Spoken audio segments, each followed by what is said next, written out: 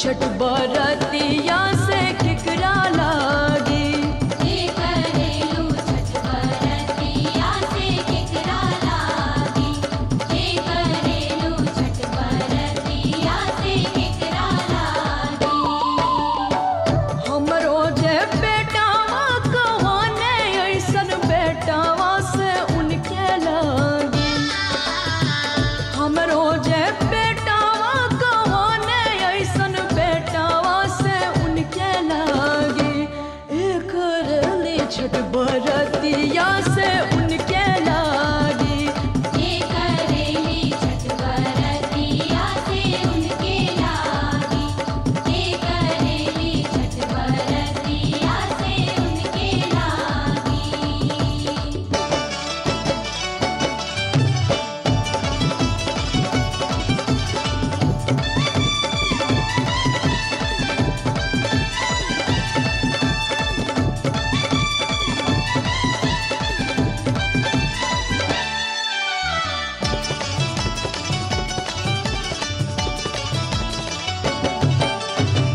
नारियर के पात पर उगेलन सूरज देवा केकरा लागी। नारियर के पात पर उगेलन सूरज देवा केकरा लागी।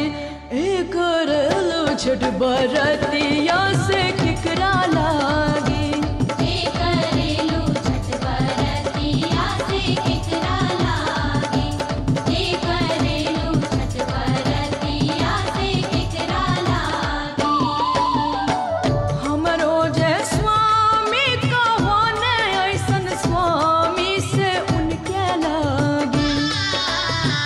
हमरो जे स्वामी कहाने ऐसन स्वामी से उनके लागी। एक रली छठ बरतिया से उनके लागी। जे करेली छठ बरतिया से उनके लागी।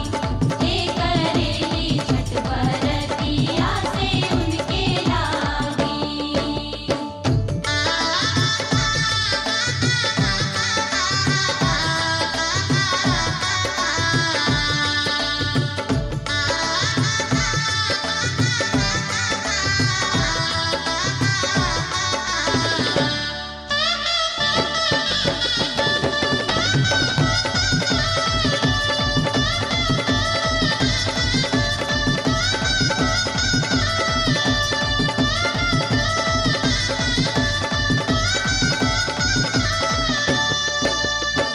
हम तो से पूछी बरतिया ये बरतिया से केकरा लागी।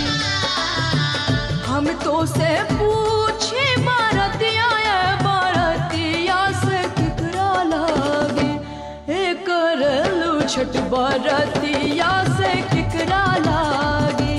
जे करेलू छठ बरतिया से केकरा लागी। जे करेलू छठ बरतिया से केकरा लागी। हमरो जे बेटी कहाना ऐसन बेटिया से उनके लागी। हमरो जे बेटी कहाने ऐसन बेटी से उनके लागी। एक रली छठ बरतिया से उनके लागी। जे करेली छठ बरतिया से उनके लागी। जे करेली छठ बरतिया से उनके लागी।